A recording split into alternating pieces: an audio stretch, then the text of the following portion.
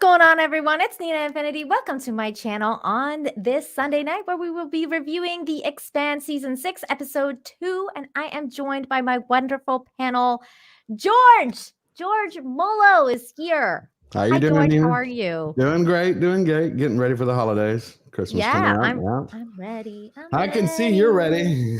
I've been ready. I can't wait till next week. It's going to be fun. Oh, yeah. But it's really good to see you. Tell everyone where they can find you. Well, you can find me at George the Giant Slayer. Just dropped a new video on J.K. Rowling, and I'll be dropping another video on Spider-Man No Way Home. Nice. Yeah, that was a great video on JK. Yeah, check out George's channel. He's got lots of good stuff going on right now. And then we are joined by another wonderful person, Script Doctor. Hi, Script. Hello, everybody. Good evening. Thanks for having me on. I can't wait to talk about The Expanse. Oh, yeah. I know. How cold is it right now where you are? We are -6 right now. Wow. So basically, all season tires will not survive the night. So you better switch over to your winter tires in Canada. Really? Yep.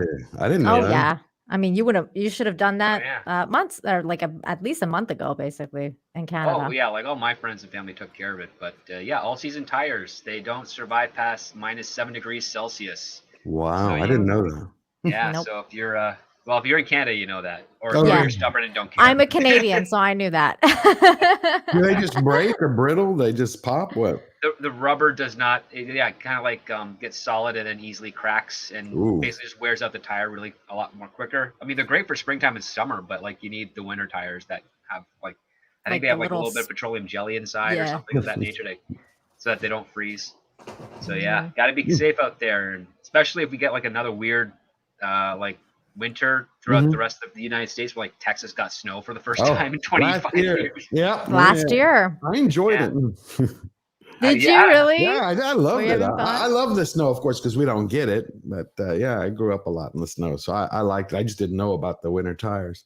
Everybody had chains on their tires. That's what I remember. Chains are a good backup. Yeah, always. Teresa for $4.99 says, still not caught up, but happy to hang in here and chat. Merry Christmas. Merry Christmas to you, Teresa. You did not have to do this, so thank you so much for the super chat. Teresa's such a lovely, lovely lady. Jane's not here tonight, unfortunately, but I'm sure she's listening. So love you, Jane. I hope you feel better soon. And Jennifer's here. Hi, Jennifer. Eric K's here. You guys, everybody's here. So many people are here. Hello. Good to see you guys, everybody in the chat. Please make sure you smash the like, share the stream, all that good stuff. We're gonna get into it now. Oh, Jennifer's in the Christmas spirit. I love it. Oh yeah. Tomorrow I'm planning on going to do a little like Christmas photo shoot at the mall here because they have this giant Christmas tree that looks amazing. So I'm going to do that before I go to the dentist on Tuesday. Oh my God. By the way, I'm fine now, you guys. As you can see, I'm sober. So this will be a sober. This will be a sober review. Without further ado, though, let's get into it. Script Doctor, what'd you think of the episode? I will say this though. I think for this season, the pacing is a little better than what we got for season 4 and 5. But because there's only 6 episodes, I don't know if they're going to be able to hit their goal at like telling everything they need to say by that point. So I'm watching it, I'm getting engaged, but I've also got this big apprehension, like just in the back of my mind, like they're gonna have to rush something at some point, and I think that's gonna, I'm just dreading that moment. I'm absolutely in agreement with you on that because I'm starting to worry because I was like, this episode had me very. Like I was feeling anxiety watching this episode. I was like, are they gonna have time to finish this story? Like. No. Yeah, it feels like they're gonna rush it, and I'm part of me is just thinking because I watched your guys' stream last week, and I'm in agreement. Like we don't need to see Drummer. Nope. No, I mean, like her I feel like her character just doesn't make any sense anymore. Like I get that, like she's doing the, she's trying to sabotage Marcos, and she's trying to do like all this different stuff. But it's just like. It's just dragging at this point because there's just so much other stuff we need to know that like her arc is just not even fitting in anymore. It appears though she's going to try and because Marcos is clearly hoarding resources for himself and for the Free Navy, and it feels like she's going to do some sort of Ocean's 11 style raid on his supply depots and give that stuff back to the belt, or as they say, the belt. The belt. The belt. In the belt. It's just, I mean, I love their dialect. It's so cool. I do too. I've been trying to figure out what it is a cross of. Oh, sometimes I hear Cajun and sometimes I hear or like Creole and something else. It's a cross of Cockney, Patois, Creole, and Cajun. I think so. There's a linguistic. I mean, so there's a foundation for it. This wasn't something they just. I think it's a hodgepodge, but they made a foundation out of it, and I pick up certain words and certain elocution that I'd recognize from other cultures. So like that's how I'm piecing it together. Like that's what I recognize. I'm like, okay, yeah, that is totally a Patois thing. Oh, yeah, that is totally like old school Cockney mixed in, and then you got a little bit of Cajun there, and just a little bits of things there that kind of like hodgepodge around because one of the things that I found interesting as I was watching the series. Just last year when the season came out, when the fifth season came out, and I binged it before. I had also just recently watched Babylon 5 again after many years. And I'm like, oh man, I can totally see the parallel of what Babylon 5 did with the Minbari to what's going on in the Sol system. Like, so you have Earth is basically you're kind of like your religious class, like the elitist class. And then you've got Mars is your warrior class or your warrior caste, like they're all about the military. And then you've got the worker caste, which is the belt. They're the ones that they're kind of like the slums. They're the engineers. They do the mining. They do they get the scraps, and they're kind of felt like third class citizens within the entire community of the solar system, even though Mars and Earth are kind of at odds with each other. And then now that we got to this new area where we got the ring and all the portals going to the various other worlds, and we got that divide where some of the belters they want to stay in the belt, and some of the other ones want to have their own free air and free water and stuff like that. And it's causing that divide. And that's what Marcos is trying to reunify again. Because I think his plan is to say, let those that leave the belt leave, and so he can build his own nation, right? That's my inclination. Yeah, I agree with that. I think he wants a bunch of zealots, and everybody else take a hike. Yep. I agree with that too, but I think that's never going to be enough because he just seems like the kind of megalomaniac that like nothing is ever going to be enough for him. So now he's got Ceres or Cyrus Station or whatever the hell it's called. Ceres, Ceres, Ceres Station. It's spelled Ceres, but it's pronounced Ceres. Yeah, Ceres, but yeah. So he's got that, but I don't think that's going to be enough. As soon as he has the opportunity to, like someone in that position and someone that kind of character would just be like, okay, what's my next conquer kind of thing? Because he just seems like the type of conquering a warrior person, a warrior. Yeah. More like a megalomaniac. He wants to be Genghis Khan or Alexander the Great. Exactly. He wants to take over the belt, and then his sights next are going to be on Mars, and then from there Earth. And then he'll probably destroy the ring to close off the system so it's all his. Yeah.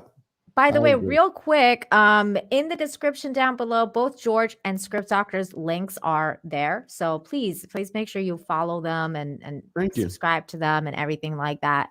And then wait, which one did I ask first? Did I ask George or Script? Okay, George, what'd you think? What'd you think of the episode? I'd have to second what Script said there. I think it would be a great episode if you had 10 episodes in the season, but for 6, I'm like, I know. I mean, unless the last episode is 3 hours long, I'm like, what are you doing? This was like I don't know what they're doing. Episode. It had like. It had 2 parts that you would be like, okay, strip everything else out and just leave those 2. Like drummer, I'm like that should have taken 30 seconds. Okay, we're gonna decide to sabotage everything, and now let's go to it. The pacing is just off for me. I felt the same thing, George, and like especially when it came to Philip, though. Like for me, every time Philip is there, this is literally what happens to me every time. If it's clear and yellow, you've got juice there, fella. If it's tangy and brown, you're in cider town. Now, there's 2 exceptions, and it gets kind of tricky.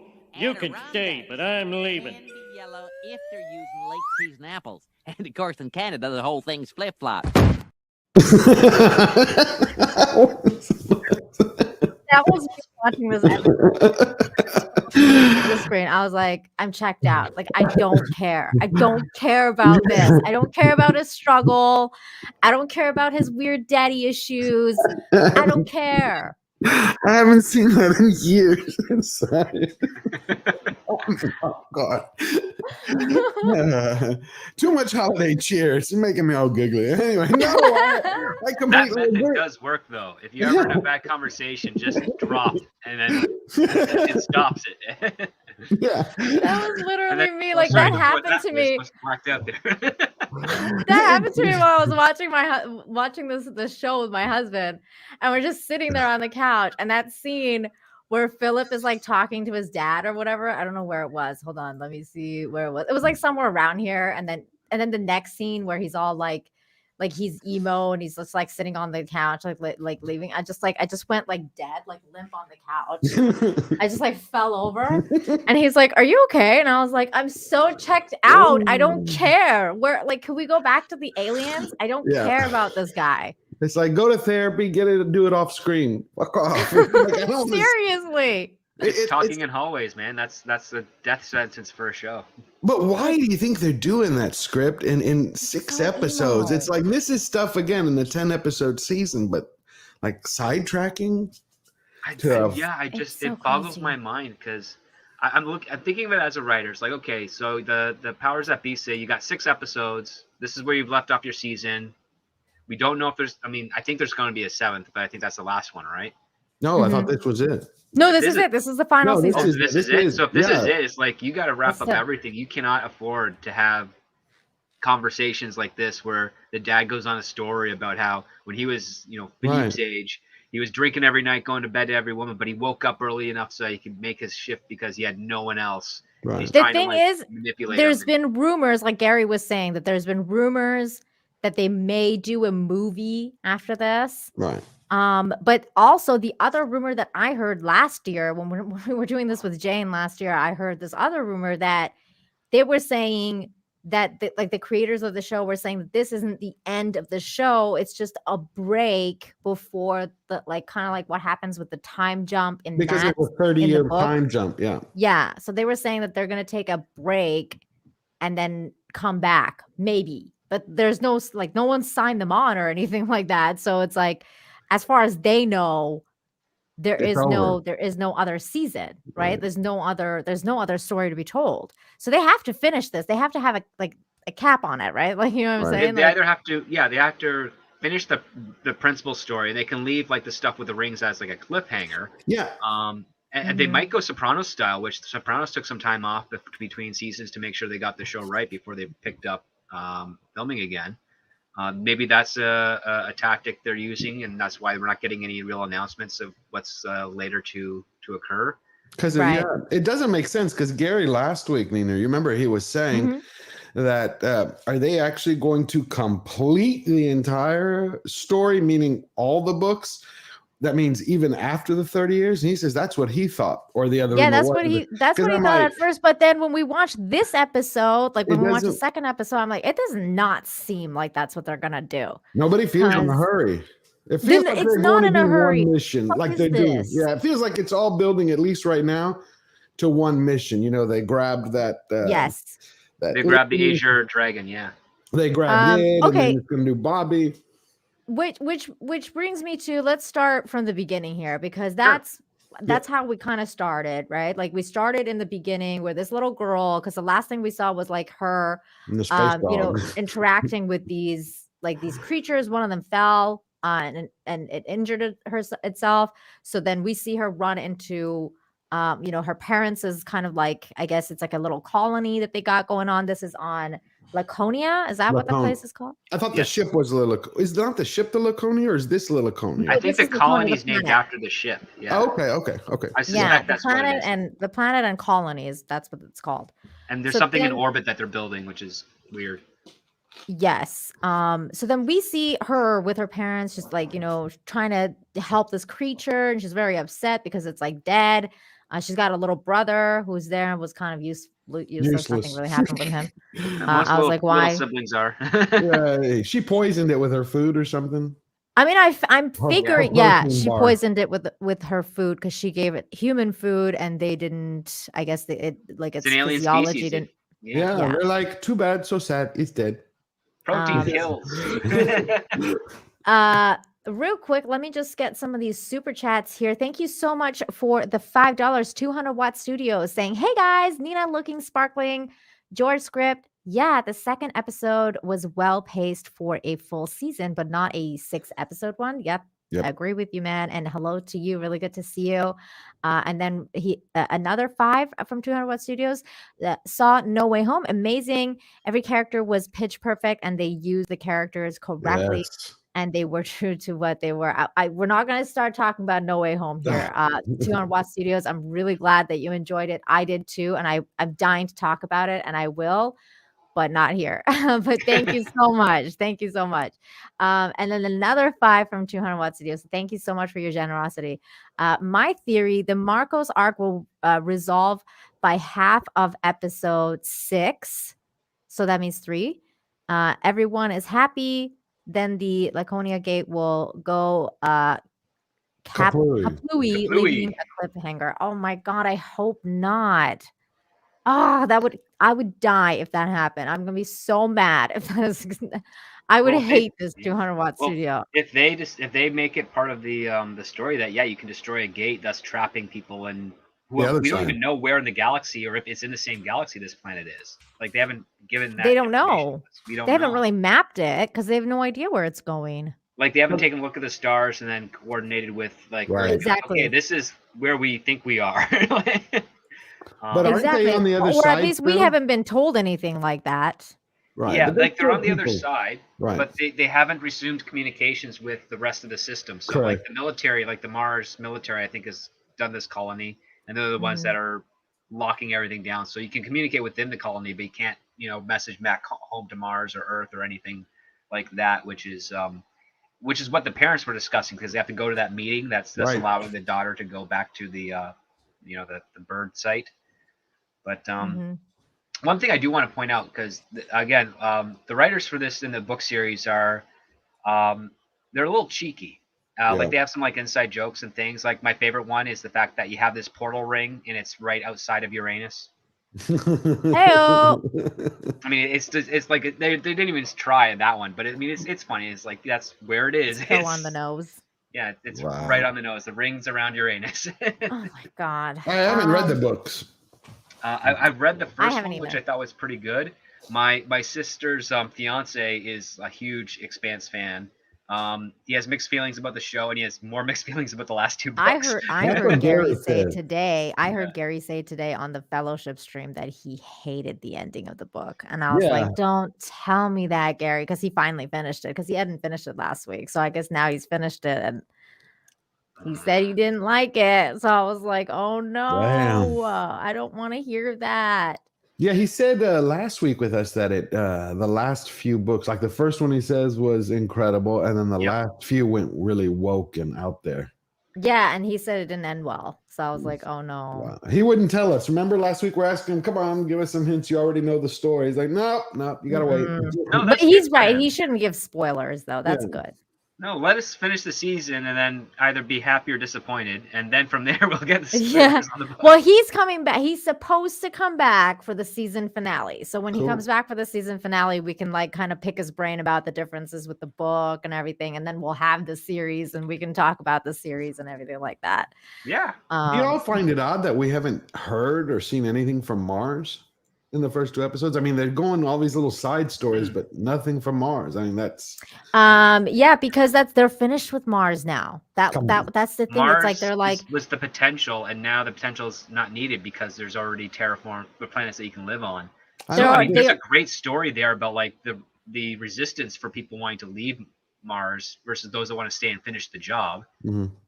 Which I would be for, because it's like, oh, it's still close to Earth, so you might as well finish what you started.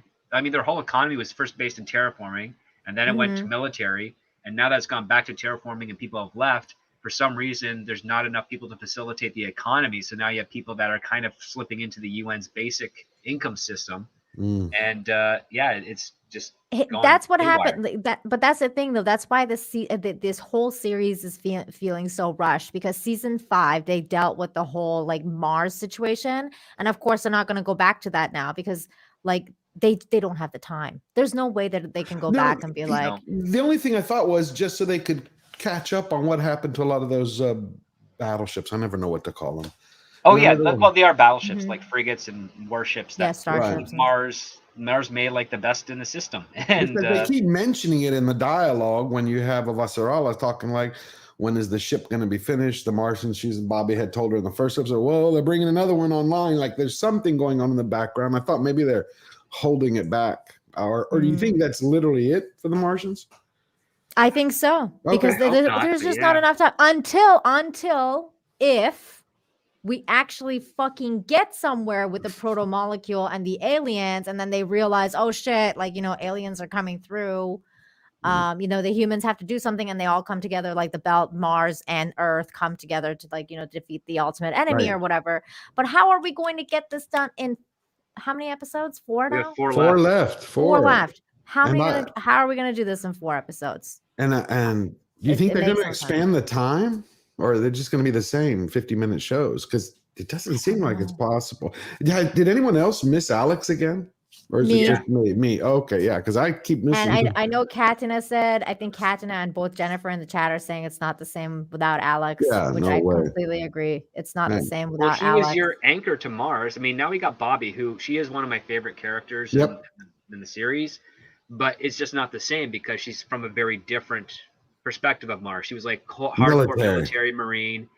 Alex was like, he did his time, and now he just wants to like be a pilot and bounce around, Explore, bounce around, the routes and missions and whatnot. And he's reconciled with his son, but he still has issues with his ex-wife, and so he's like, he was a cool guy, and he made lasagna. I mean, come on. Yeah, and I'm educated Viking. I'm afraid it's only 6. It's not a mid-season thing. No. I'm afraid it's only 6, which is very, very worrisome. But yeah, so like this little girl gets the little alien, brings it home, finds out she poisoned it by accident, feels really badly about it. Tells her parents, and her parents are like, "Oh, whatever, like it's okay, because it was an alien. Like shit happens, you know." Then they had to do something, and then they ran away. I forget what it was. Yeah, they had that meeting to talk about their futures. Something with Mars. Wasn't it with Mars or terraforming or nothing? It was about something to do with the planet. It was it's some sort of meeting from the military to let them know, like a status update or something. Right. Yeah, it had something to do. Oh yes, it was a status update about something. And they're building, I think, because what we got in the previous episode was that the scientist has found a way to use the protomolecule to build something, and it's in orbit of Laconia. Is it a ship? I don't know if it's a ship or a station, but it's something. Okay. I mean, it looks similar to like what was being built on Venus by the protomolecule, at least in its inclination. So yeah, I'm curious as to what it is, but apparently, like, the scientist thinks he's cracked it, so he knows how to manipulate and control the protomolecule. Well, when they came here, obviously there was alien tech, so I'm guessing they figured out something with the alien tech. So they're like, now we got to talk about this. And let's not forget the other alien tech too, right? Like, because there was another, like, on the other place, like on the other planet they were on, where that girl, those she's giant, still like, there. spires, yeah. Yeah, she's still there. On Illis, right? Yeah, Illis. Yeah, in Hillis, and they're like, with that weird portal thing, she's still doing studies on that thing. I mean, we haven't even heard from her. This is why the story is pissing me off. Like, it's like, but you're right. What's going on with that? Too much to do. But that's the thing, George. We care about that stuff. At least I do. Like, I'm one of the people who care about that stuff. And then they just were like, you know what? We're just gonna go and talk about the belts and this weird family drama with fucking. I want to get to the aliens. I want to get to the aliens. Yeah, I mean, it's like a tease, and it's well done, at least from the Rocinante side and from the UN side. It's well done. But when we get off of that with Drummer and the belt, it just kind of grinds to a halt. And there's a great comparison of like the difference between character goals, moving the plot forward and not it feeling like an exposition dump, versus just backstory. So the first one is obviously Marcos talking to Philip about his time as a kid on Palace Station or whatever it was. And then the conversely, you've got Holden talking to Bobby saying, hey, can I show you something? Like, this is the Martian transport that went through here. Doesn't this seem weird? And the subtext is that, like, he's obsessed with trying to figure out what this is because of his Right. experience with the protomolecule. He's the only one that cares. And I'm like, Right. thank Yeah. God, at least somebody cares. Because And the thing is, it's not not about his feelings, even though his Right. feelings are very present with, like, he is very concerned about this, but he's not expressing it saying, I'm really concerned about this. He's like, can you find me information on this? Right. Like, that's like, it's asking like a directive. It's a relationship and a trusting one between him and Bobby. And then the stuff that Amos does with Peaches. I mean, it's great because Amos is also an awesome character. Oh yeah. Mhm. But you By the remember way, I did like that stuff, and we'll get to it. But let me just yeah, I let's know go it's so through hard this to stay part. on this part. I know. Let's get through this little part here because this was actually my favorite part of the episode. The first 10 really? minutes. Oh, wow. Yeah, Oh, because really? I like the first half of this scene, but like the latter part was. I just like anything with the aliens because I was like, okay, so this is the planet, okay. this is the aliens, like, you Look at know, this, and then the the other dog. part of my the favorite part of the episode was when they're capturing the ship because it was like all the space stuff and Oh yeah. you know, I like that kind of stuff. Oh, I yeah, like that was Oh watching yeah, them we in great. space. lots to That's talk fun. about on that thing. That was Good action there. That was good stuff. But we'll get there. Okay, so this is the little useless brother because she's all like, "Sorry, but you have to stay here, okay?" And like, okay, show of hands, who thinks the brother is gonna show up next episode? Because I'm pretty sure he's followed her. There's no Oh, way yeah. she's gonna be like, okay, I'm just gonna sit here. Yeah. You guys think so? Oh wait, I agree. I can't see Script Doctor raise his hand.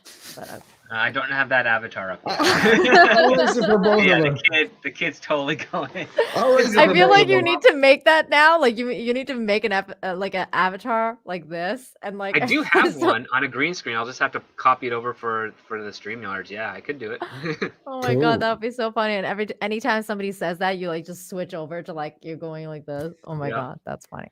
But okay, so yeah, so then she goes to the little place. She took a little drone with her, which I thought was cool. There's the drone.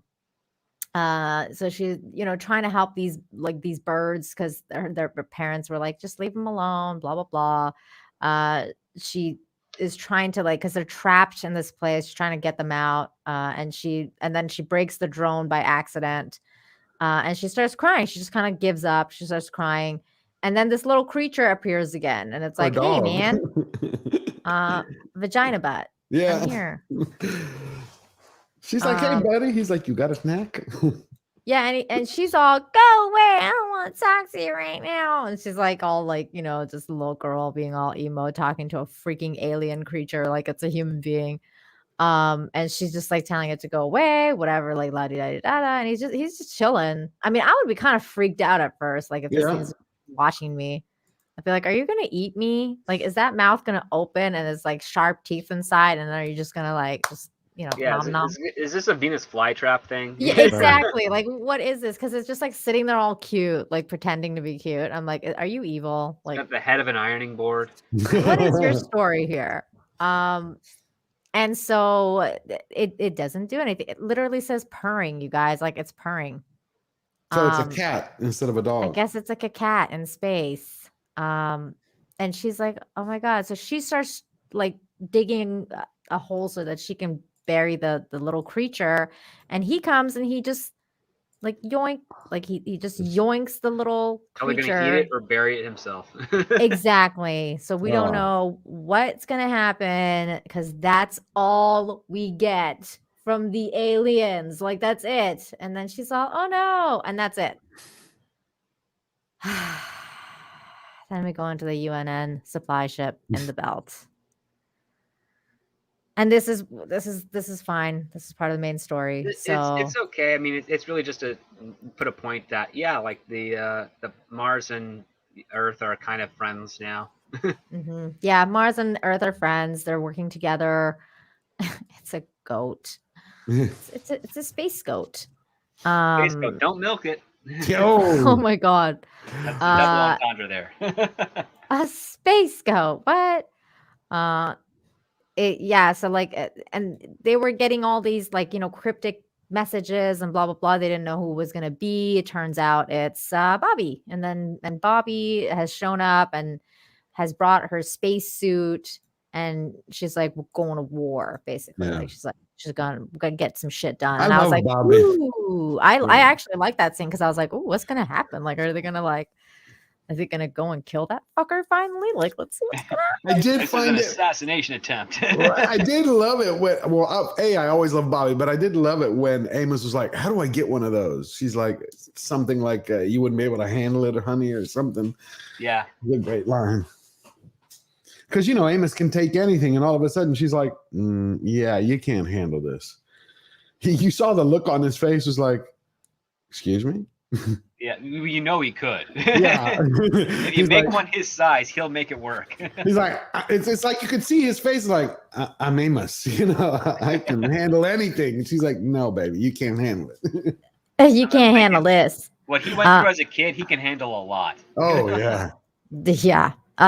Real quick, Bionic Belly Button, thank you so much for the $10. So generous of you. I usually watch the new episode 2 to 3 times, though, to fully absorb everything. This episode was so poorly paced and flat out boring that I just couldn't. I thought so too. I'm telling you, my brain left my body at some points. I was like, is this really happening right now? Like, no. Again, if this was a 10-episode season, I don't think we'd have as much issues with it because we're like, okay, this is sort of more setup. Filler, yeah. Not even so much filler, but it's just like we're building towards something because like the end of this episode and the discovery that they make, that's the crux of this right now. Right. And it's all like, okay, we got to place the characters just in the right way to do that, but they wasted the time with Drummer because I mean that's just going to be a distracting story. That's your filler right there. And then the Philippe and Marco stuff, it moved. Nothing was moved along. It was basically okay. We got like 4 scenes of him getting at 4 scenes. Basically, he gets out of prison, goes back to his ship, gets a lecture, and then gives stuff to his dead friend that he killed. Right. And it's like 10 minutes of the entire episode. It's such a waste of time. Like we didn't need this at all. So if you were writing this, like, and you took the episode just as is, how many minutes would you think you'd pare it down to? Look at this. Look how long this is. Look. Oh, I would have cut at least 20 minutes. Yeah. I would have focused it more on. I would have had the discovery of what they found on the Azure Dragon. Be at the 30-minute mark of the episode. So the last 15 minutes we're kind of figuring out what it actually means. And then the cliffhanger would be like, where is Marcos's plans in comparison now to what the UN and the Rocinante know? And that's kind of like where you do your cliffhanger part. Do you understand? What do y'all think why they keep bringing up Philip? I think they're just trying to push him for a younger crowd. You think that, or is he supposed to have some goal? I keep thinking they're setting him up so he can betray the dad, go back to mom, that kind of storyline. But I have no idea. 200 Watt Studios for 2 says, damn, I just broad darted my hardcover of The Expanse. Oh no. What? Sorry, 200 Watt Studios. He tossed it. Yeah, like he chucked it across the room. Oh no, I hope you didn't break anything. I'm sorry. So what do you think, Nina? Do you think he's gonna like betray the father, or they're just kind of wasting her? I'll tell you right after this because I was actually telling Script Doctor. I'll tell you. TSM Space, thank you so much for the 5. Says I think they should have just replaced the actor if they needed to fire him. We could have gotten over a new face. I agree. I think that they should have done the same thing. I'm guessing he's talking about Alex. Yeah, the stroke thing was such a cop out because you could tell they did some reshoots and used lines from I think another episode where Alex talks about a stroke and they subbed them in there because I mean he's talking about the stroke but the camera's focusing on Bobby in that scene and then she's doing her like passing out part and then it's just a really weird edit to when Bobby gets crap. What the heck is her name?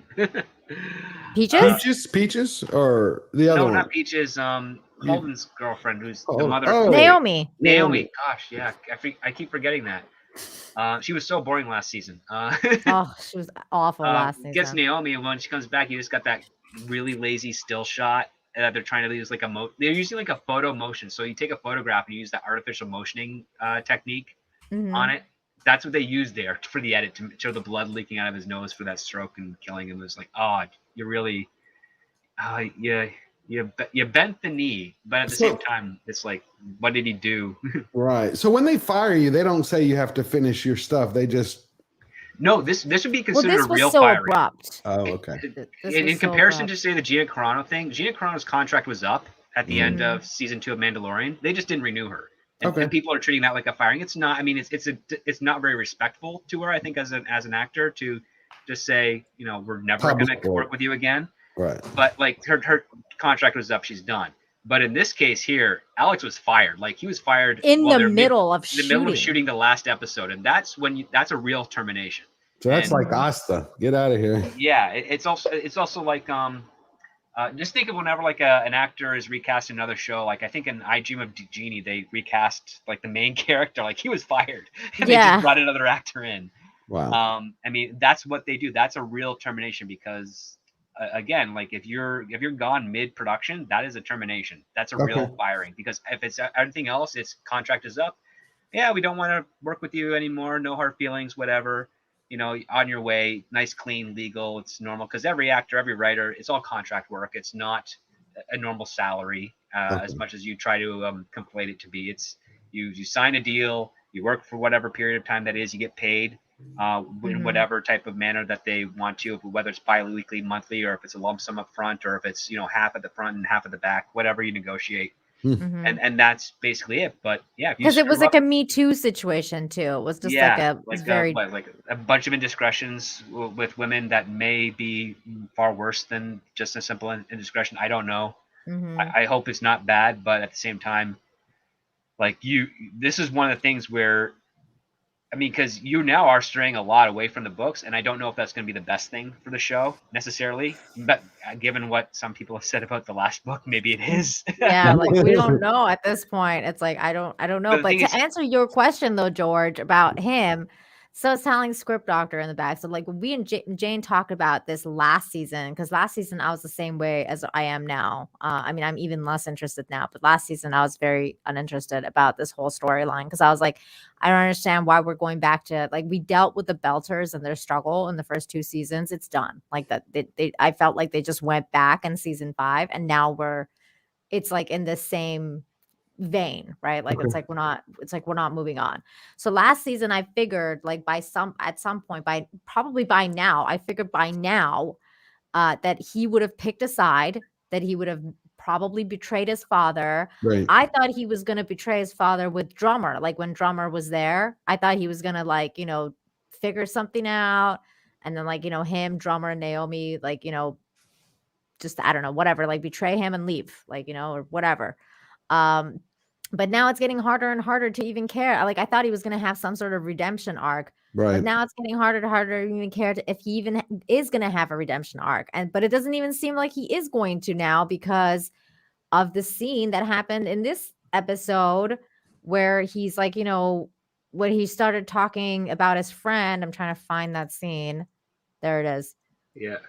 So he's like contacting his friend's family, and he like, he's watching videos of himself with him, which is weird too, because it's something that his father told him. Basically, his father told him, like, I can't believe you killed your friend, because like that's basically the only person that was going to be there for you. Nobody else is going to be there for you. It's just you and your friends. Like, and he's like, holy shit, I made a big mistake. Even his dad was like, dude, kill your friends, and he's like feeling bad about it. But instead of actually feeling bad about it, he decided to be a complete psychopath and like, called his parents. I'm trying to find that scene again. He called the guy's parents and then ended up like basically kind of like zoning out and then saying like a message that was exactly like his father would say. Like, he's a hero. He died in the line of duty. Nothing about him killing him. Sorry for your loss. Yeah. Yeah, he didn't admit that he killed him. He said like he died in the line of duty with Marco Inaros. Like, he was a great man. He's going to be remembered, and we're going to give you some, food and fuel. Yeah, exactly. It's like you sorry for your saw him. loss. It's like you saw him have a conscience for a moment as he's like, "Let me tell you about it," and then he's like, "No," and he just finally got back to that official, like, "Yes, sorry for your loss." Yep. Yeah. He had a conscience, and he's like, nope, my father wouldn't do it this way. He'd do it this way, and that's what he's trying to do. Because again, that's the only role model Philip has, Right. and not a good one. I mean, Ooh. I mean, listen, I'm my personal thing is that if your role model is an egomaniac who likes eyeliner, you know, Che Guevara. Che Guevara in space. Yeah, but Bionic Belly You're Button not says no punk one enough. cares about Philip. They just need to stop. I'm guessing they are setting him up to betray his dad and turn the tide. I think he'll be a pivotal, unfortunately. But that's I the think thing. he'll Like, die. Yeah. yeah, I don't see it at this point. I don't see him betraying his dad at this point. I just don't. I think he's like, it seems like he's solidifying his narcissism and his sociopathy in this. It's like it's more than anything. It like that moment's past. Like I don't know. It reminds me a little bit, and maybe this is why I worry a little bit of the last season of Game of Thrones, where you had oh my God, the little sister. I forgot, the one who was always training. Arya. Arya, where she, kind of like trains all this time, is on the other island with the faceless people, blah blah blah. Then she finally shows up, and I don't know where she kills the Night King when we're supposed to have, just where it didn't make sense. Like, oh, there she is. Okay, well, she killed him. Say 8 years gone down the tubes. All right, no problem. This great big bad. I kind of get that feeling like it's going to be at the last second. I must do this, Yeah, he's like a Deus Ex Machina. Like, oh, you need to die now. And it's just like, let's just keep him there. You know what I mean? I hope not, George. God damn it.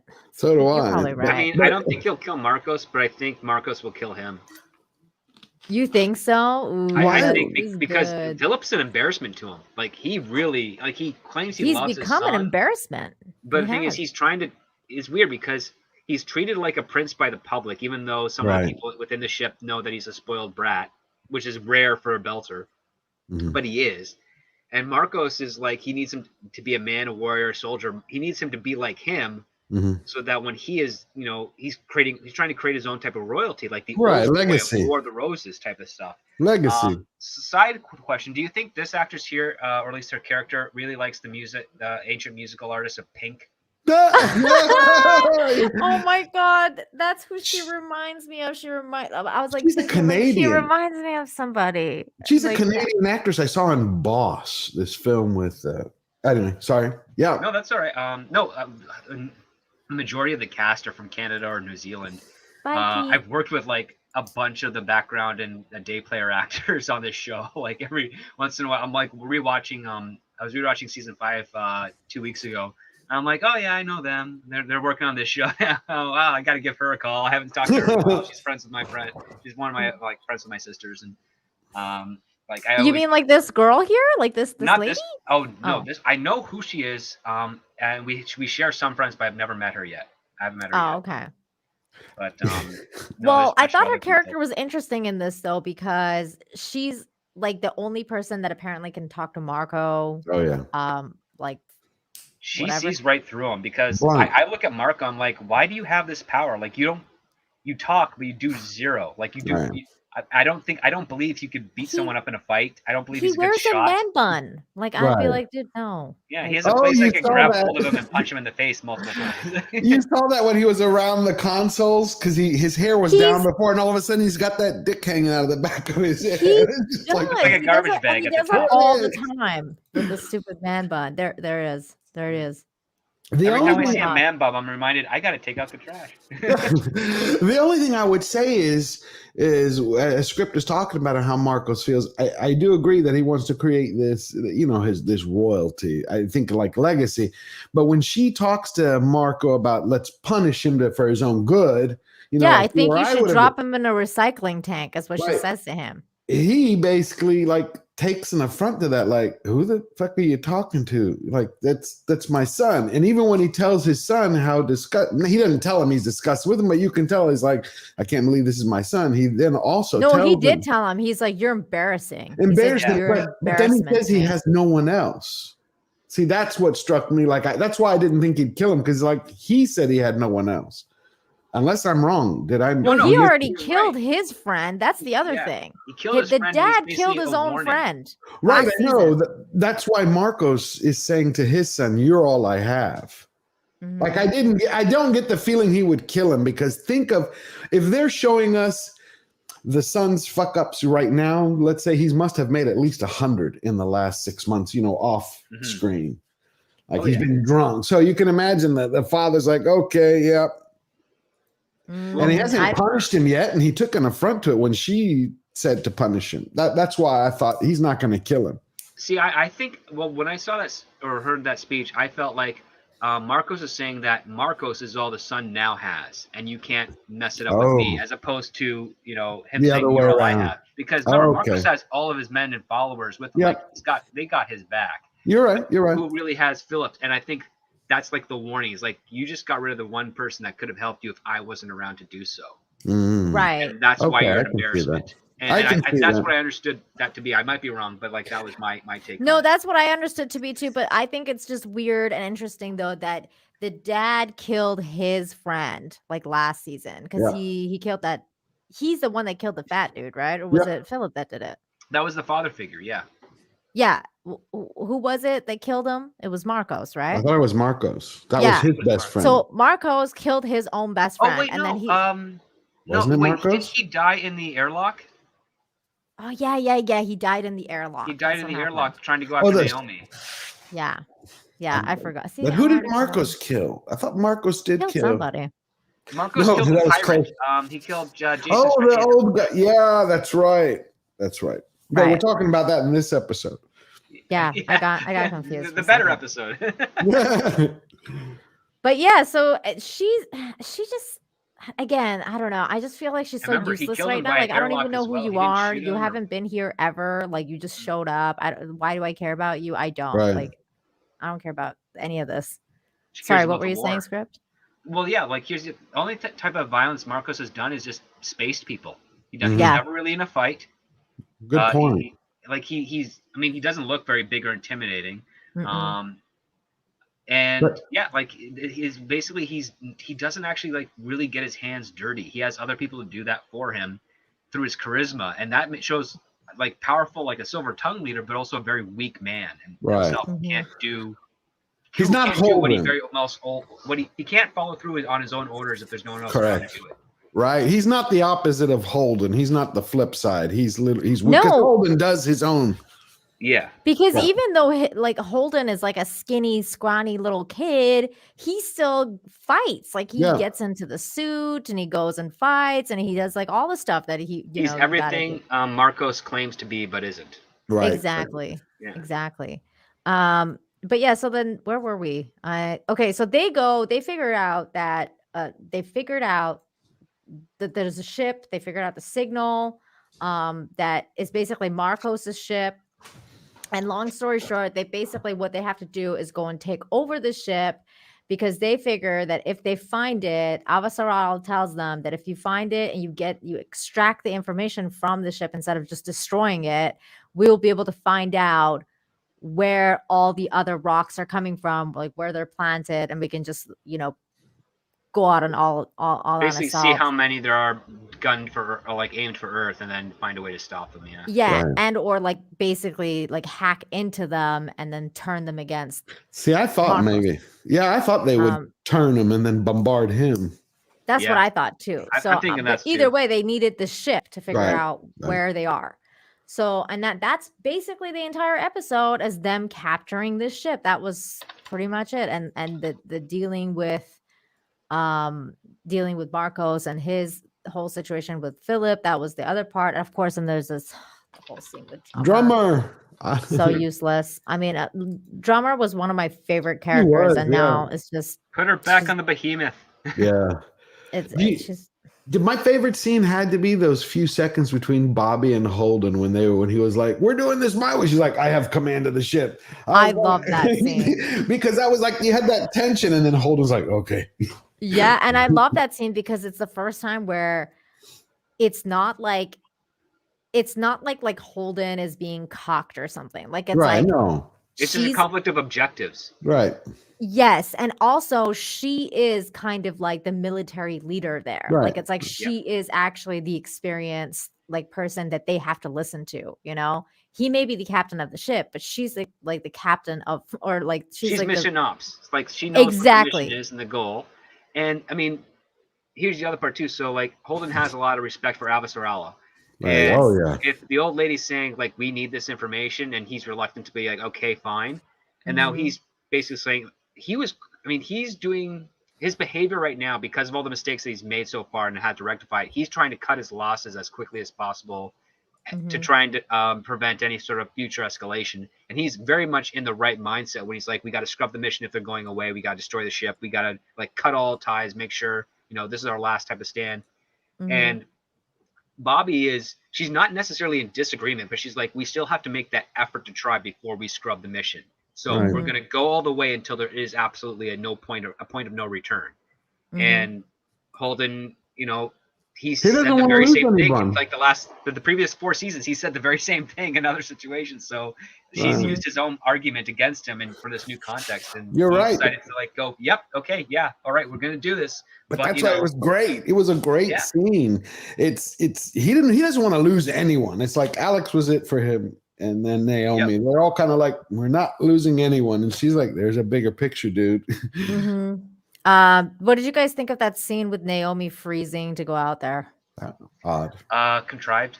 Yeah. Yeah. She's a belter. I thought so too. I don't think she would have the shock for that. I think she would have had many type of back suit issues that would have caused some issues and had to survive by the skin of her teeth. Plus, she was a terrorist at one time, so she's done that stuff. It's not her first in her history. Unless that's the thing. Is that she is a belter. Oh, this is the scene where she was yelling at him. And I love it. And he's like, all right. Both showing their teeth, like, no, yes. They were.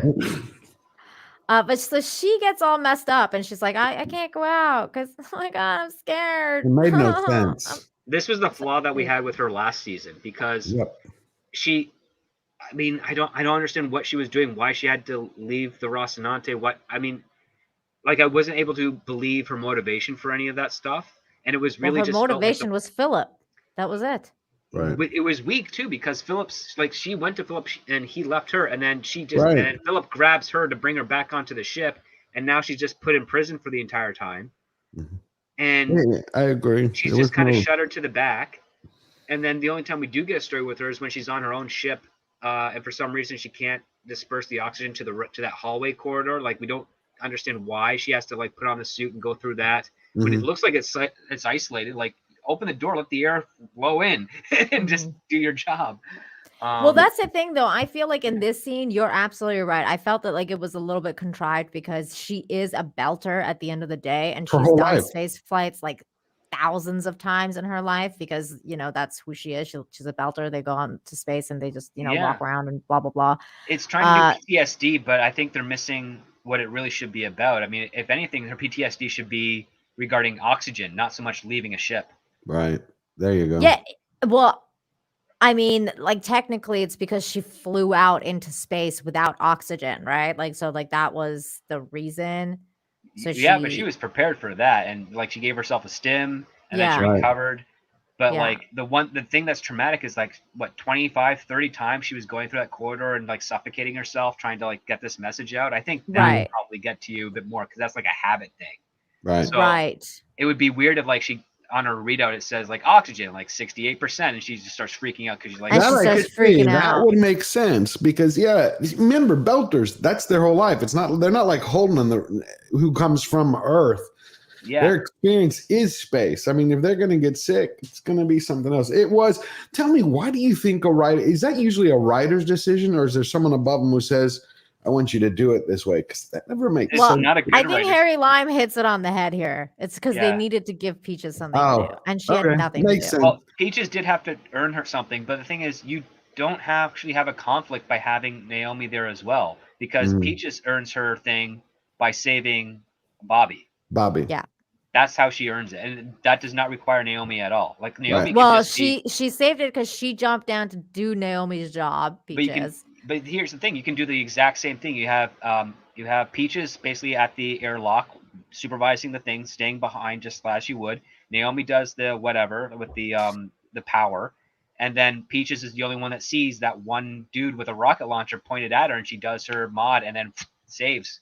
And Because what ends up Peaches is the one that like does this part. but Naomi could still do that, yeah. Yeah, but Naomi's telling her what to do, like Yes. in her helmet. Exactly, yeah. I think she's, you're saying they could still do that scene, but without having to basically use a contrived aspect for Naomi, where she could just be back on board and go, "Okay, Peaches, you go Yeah. down there." Yeah. So then Yeah, why Peaches did is they on the did ship. that? Peaches well, is for on the one ship thing, for we support. don't have Alex anymore, so she True. could have just been the pilot. So Like, why would they do it that way then? Contrived? They want us to feel sorry for her? Is that just what it is? Yes, I think so. They want us to get some sympathy for Naomi because, again, she wasn't even with the Rocinante for most of last season. Right. Mhm. And then at the same time, you also have to have a set piece that allows Peaches to earn her place on the crew from Holden's eyes. Right. Mhm. And it's like, well, if you want to do that, you could, because you don't really need someone at the pilot chair once they've already locked down the ship, right? So she could just be in that airlock watching them and basically grab their arms and pull them in when they jump back to the ship, what have you. But while Naomi is working on the ship there to disable it more, what have you, and you have the soldiers inside are attacking or defending their own ship against the Rocinante crew, you just have that one guy with the rocket launcher who nobody else sees, but Peaches is the only one that sees it. Right. And she's from the airlock on the Rocinante. She does her mod and she does that super speed thing and knocks the guy down.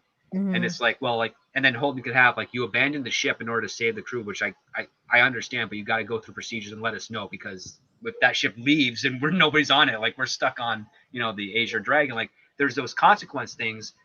But because it's still a heroic act and it doesn't come at the cost of Naomi's character, you're able to facilitate all the roles properly to show that this is a working crew, and it doesn't feel like we're getting into a contrived PTSD. We're gonna hug it out and talk and cry potential scene, which might happen, which is gonna annoy me because it just doesn't feel real to these types of characters. Not Naomi. That doesn't seem. Yeah, that's why I like when she said, I don't want to. When he asked her, are you fine?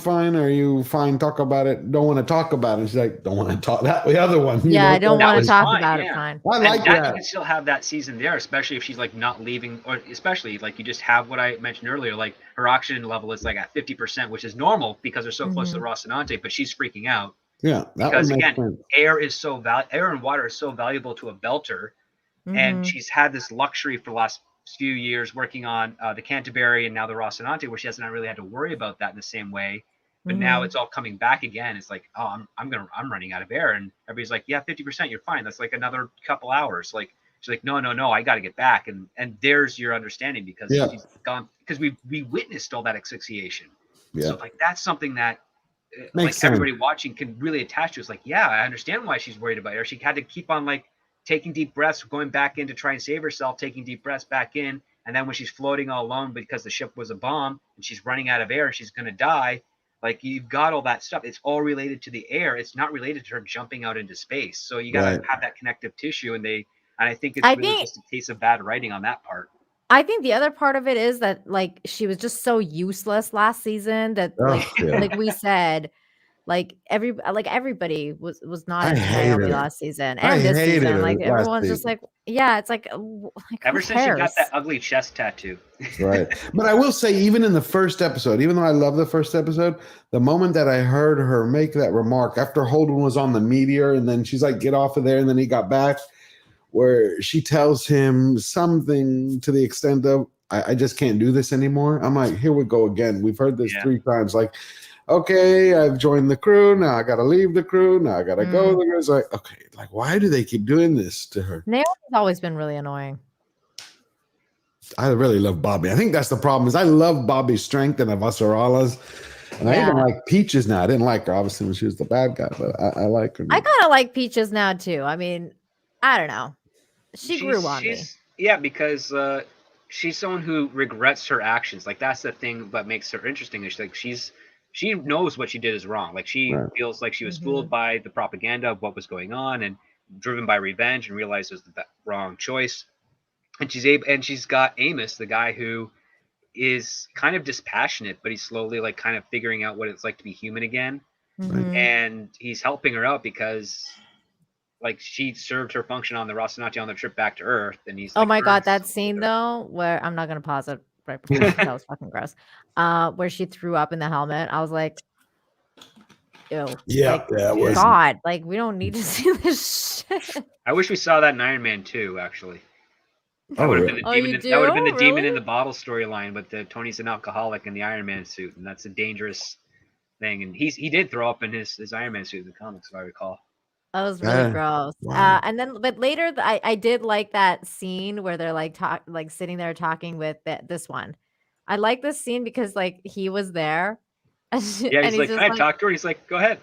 yeah, He go just ahead. stays there. I love that. He doesn't give a shit. He's just like, yeah, whatever you gotta say, you can say right in front of me. Say it. I don't care. I didn't like what Holden said to her though, because I was like, what Holden said made no sense, like at all. Because he's like, oh, next time you like gonna do something, Right. you gotta tell us before you do it. I'm like, Bitch. girl had only 5 seconds to act, like not even like less than that. It's like act or Bobby's Yeah, dead. dead. Like, yeah, okay, I'm gonna phone you next time. Sure. Well, that's just a standard speech, but this was a speech basically because Peaches understood the exact context of what the speech was. This is a speech saying that you are a part of this crew. Part of the There's a chain crew. you're no longer just someone who works on here. You're part of the chain of command now, which means that if you have a suggestion, we will listen to it, but you got to tell us what it is. Like Can't act on your own. She acted on her own, which did good, but he's like, you know what? Yeah, you did good, but that's don't not make it how a we- habit. Don't make it a basically. habit, but understand this: if you have an idea, we will listen to you. Yeah. And Right. because beforehand, there's no context to suggest that was the case at all. She was just a grunt. Do what you're told. Right. And now he's saying, like, if you want to be a part of this crew, you got to, go through the chain of command. And that's basically that's him welcoming her in finally after 6 months on service. Like, yeah, you're part of us now. May not be the family level, but you're part of us. Yeah, and you're we're part going of to our listen crew. to You're your part of the ideas. Rossi. Whether we use them or not, inconsequential, but we are going to listen to your ideas. Which Yeah. I like. And I like that she smiled because we haven't really seen her smile or No. anything like that. So it was like the first time that we really see that emotion That's a come very through from complimentary her. top she's wearing, too. Yeah, it Oh, was yeah. very nice. That's nice. Maybe that's why I like her now. 201 Studio, thank you so much for the $2. Says Peaches is what Finn should have been. Oh no. I understand what. Yeah, I mean, if they, I think Finn should have been even better than Peaches. Like I think he Definitely, should have yeah. been like way more powerful and like maybe a Jedi. But Finn Oh. I a think so. janitor.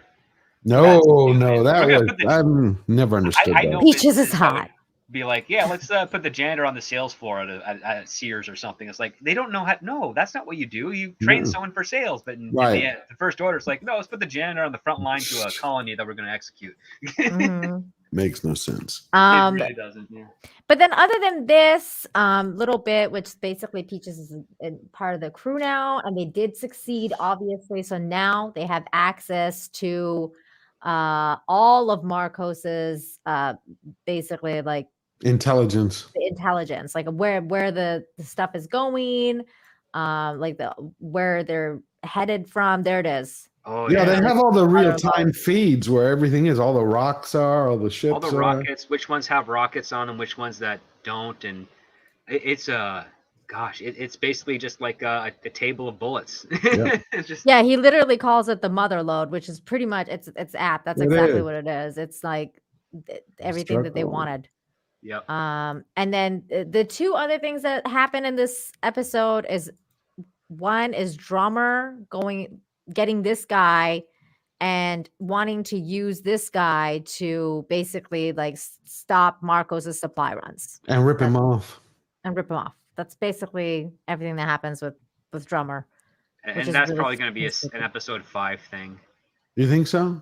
Unfortunately, Wow, I yeah, thought they do. were I going to hope wrap comes it up earlier. next one so we An can get to the episode aliens in 5 and 6. 5 thing, dude. I hope it's the next episode thing where Me too, but Like I in don't 5 know. hear about this minutes. again. Like in With 5 the minutes. drummer stuff, it's weird. Like all of this stuff that is happening with drummers, they could have done that in the first episode. Yeah, They I could have done agree. this they could have done this in the last episode and called it a day. Like Yeah. it could have literally been like 2 episodes. Oh, we contacted this guy. They're in on it. We're gonna be doing the supply run thing. Done. Like you don't need to. I don't care about this guy's character. Like it's He's too very late new. to start Yeah. introducing new characters. That like that's why I don't care about the blonde girl with Marco. Like I don't like it's too late to start dropping all these new characters that we don't care about. At least Yeah, that's I mean, what I you're think. not wrong. I mean, any type of new character introduced is you're pretty much either going to there to be killed off, or they're going to have start their own story thread, and we don't have time for really the latter in this To case. flesh it out. Like none Yeah. of these characters have time to get fleshed out, so there's no point. 200 Watt Studios, thank you so much for the $2. Says, I mean, former bad guy now remorseful and redemptive. Oh, I see. Like Finn being a former bad guy and now On the remorseful path of the and redemption and redemptive. being I a see. contributor to the. Yeah, no, I get that. Yeah. Okay. Yeah, I understand. I thought you meant like how strong he is, like as in terms of like, because I thought that he should have been a Jedi, and she's like crazy strong, with those Right. Like Sims. that 2 seconds, and then she pukes herself. Yeah. And then she almost dies. Like she's not modded out like that big guy in the prison who who Amos threw off into the pit. Oh, that was funny. Yeah. That was funny. I And always then, thought Amos okay, was gonna go with him at that point, but I was like, oh, okay. so the last thing is obviously Avasarala doing her chess move game. She has an interview with this girl earlier in the episode. She's seen with this girl where she basically threatened to throw her off the ship because she was like, Snooping around. I'm sick of your bullshit. Like, you're the media. Get the fuck out of my face. Annoying reporter. She's a reporter. Yep. And then so she finally like calls her in here and basically tells her like, hey, I want you to do a story on Earth. Like, what's going on Earth, what happened and what you guys have done to us, and try and garner some sympathy from the Belters about the Earthers, and how we're being affected, and what's being happening to us is unfair. And at first she's like all like, I don't know, like I'm not into like propaganda movies. Like that's not my jam. It's not Yeah. what I do. But she's like, well, it's not really a propaganda film because I want you to tell the truth about what's going on. You don't have to like, sugarcoat it. You just Right. tell everyone what's going on. Be truthful about it. Yeah. Like you I mean- inferred from this is like you don't even have to make the United Nations or Earth the good guys. You just have to show that they're suffering. Right. But Yes. what do you think, Nina, about this? Because Avasarala always has, plans within An plans. agenda. I Oh, always yeah, she thought thinks when many she was steps ahead. right, I thought because she plays chess, but she doesn't play that quick, not speed chess. But I was thinking that maybe she's getting this reporter like, yes, just tell the truth. But in actuality, it's to convince Earth when they see it, because Earthlings are going to see it. Okay, so they see it. So when we go, yeah, we just nuke the hell out of them with all their own rocks. Did you see everything they did? Did you see what the report? That's how I feel it. Not for No, the. That's interesting, George. I didn't think about It's that. preconditioning for Right. the revenge, for the counterattack, basically. Saying we're suffering, we're in pain. Right. These are the people that did it, and Exactly. she's posturing it to be like, no, let's try and see if we can get the fringe belters to be on our side. Peaceful, so we can But it get them to. Yeah, but it takes me Right. back to that story from like the first season where when Avasarala was a girl, she's like playing poker, and Yep. what she ended up doing was like saying like the first one to the tree wins. It's like that's how you you bluffed through the whole game Yep. and changed the Mhm. rules to fit what you could do and accomplish, and that's her pattern of behavior every time. Yeah. And yeah, 'Cause she's like that not makes her gonna a very convince- dangerous person. Because she's not going to convince the reporter. She's like, look, I want to annihilate these people, and I need you to show Earthlings so positive so I can make sure that every single person here goes, yeah, let's just blow the hell out of them. Instead, Yeah. show all our pain. What you going But to say? I'm also No? a little, yeah. Sorry, I'm also a little concerned because she was the one who was against doing a civilian attack on the belt. That was Yep. what the previous administration did, Right. Yeah. and I'm wondering if she's trying to reconcile that through this That's act, but at the before- same time, That was before Also- she went to Earth. Because and saw the and saw. the farm that was destroyed. Yeah, Yeah. So Remember now that. that she's seen it, she's like, you know what? but that's a Fuck 'em. result of attacking. But that very thing that she witnessed or that she saw was destroyed was a result of the civilian attack. Like that, there's a thing. Like I'm wondering, are we going to get a speech like what we had in the fourth season where she's trying to reconcile, the violence when she could probably do something a bit more diplomatic, even though the only person that she really is after is Marcos and his free navy, because that's the only actual threat to Earth. The rest of the belt isn't. And is she going to remember that, or is she going to be losing sight of that because of her obsession with Marcos?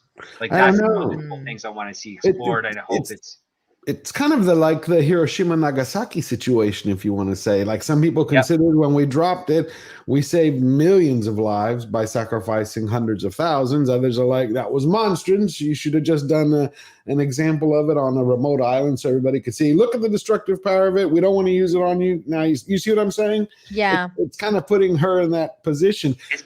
Exactly. 200 Watt Studios, thank you so much for the $5. Says this whole report on our side is so Babylon 5 with Ivanova's voice of the resistance broadcasts. Hey, that's true. I didn't think about that. It's been a long time since I've seen Babylon 5.